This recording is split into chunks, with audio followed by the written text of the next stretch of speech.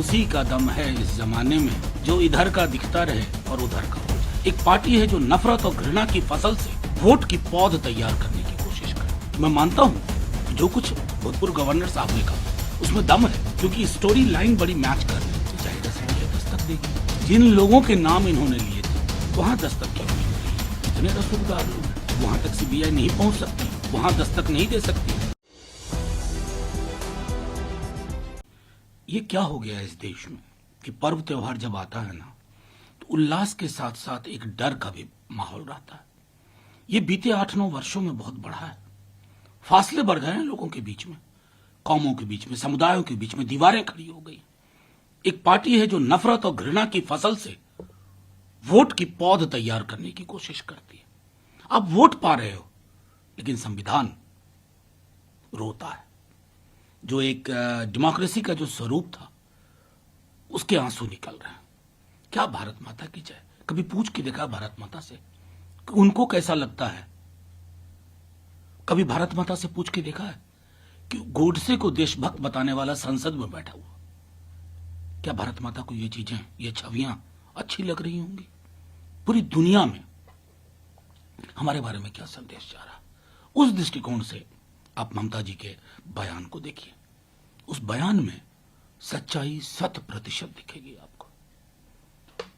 देखिए, किसी भी व्यक्ति के लिए, हिंदुस्तान के नागरिक के लिए उस दिन का जो फैसला हुआ, उस दिन उसी राज्य से 2 फैसले आए। एक राहुल गांधी जी के संदर्भ में, दूसरा माया कोडनानी, बाबू बजरंगी और कई लोग। दोनों फैसले के बीच में इतना बड़ा फासला है कि रूल ऑफ लॉ वाला समाज इसे ग्रहण नहीं कर पा रहा। ये संविधान की रवायतों के साथ खिलवाड़ है। और मैं समझता हूं उच्चतम न्यायालय इन सारे मसलों को बहुत गौर से देख रही होगी। इसलिए शरद पवार जी ने जो कहा है ना, मैं इत्तेफाक रखता हूं। 2024 असेंबली इलेक्शन, मोदी जी का करिश्मा और मैं तैयार हूं मुख्यमंत्री पद की शपथ के लिए, कितना साम्य है।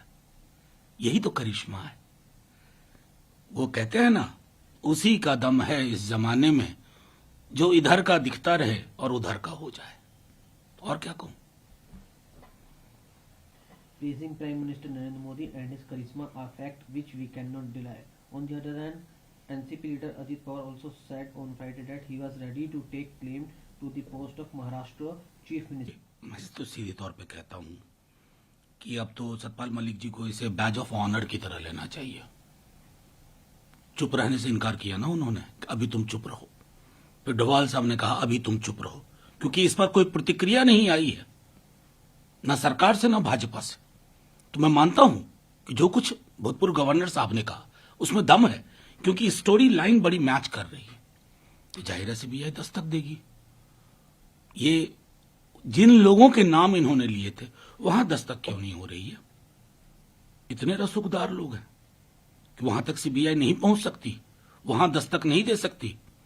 कल ही सिविल सर्विसेज डे पे प्रधानमंत्री जी बड़ी बड़ी बातें कर रहे थे, और ये चीजें तब फिर लगता है कितना विरोधाभास है उनके बोलने में और उनके कार्यशैली में।